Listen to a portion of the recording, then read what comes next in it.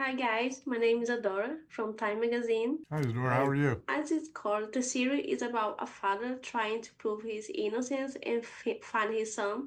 How did you make sure that emotional drive never got lost in the twists?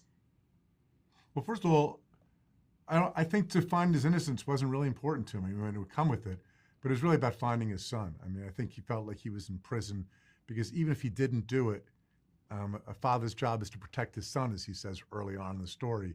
And so he failed at that, and he's already in prison, even if he wasn't actually in physical prison. And so it's all about trying to find that redemption. And I think by focusing on that aspect of it, that not only where we've seen stories where a man breaks out of prison to prove he's innocent, okay, but that wasn't really, for him, that wasn't it. It was the chance of rescuing his son, to recover them, go back in time and recover the worst moment of his life.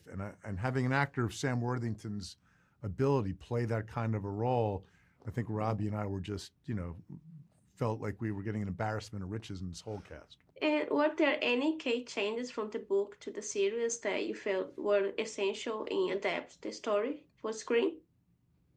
I don't think there was anything essential. I think it was just finding new ways to tell the story. Harlan early on gave us a lot of freedom. First, he gave us a roadmap, so we know where we're going. We know where the heart of this show is, so we'll never lose sight of that. After that, it's our job to give you new twists and turns, to take characters that were maybe slightly more ancillary in the book and flesh them out and see if there's new ways to bring them to life, see if there's new ways they can affect the story, new secrets, new reveals. So along the way, I would say if you're a fan of the book, everything about the book that you love is there, plus a lot. It's almost as much of a companion piece as it is. And Hayden starts as someone who seems helpful to investigation but is later revealed to be central to everything. How important was it for you both to play with that perception of him from the beginning?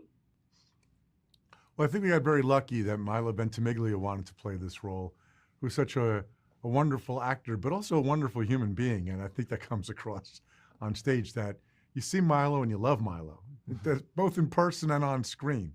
He just has that's what probably makes him a star. Certain people have certain qualities.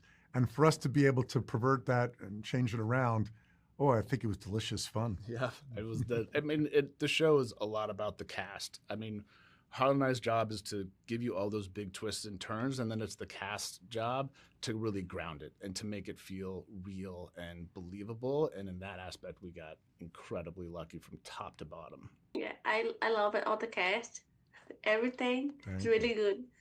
And the moment of David finding Matthew carries a lot of emotional weight. What did you want that reunion to mean, beyond just resolving the plot? Good.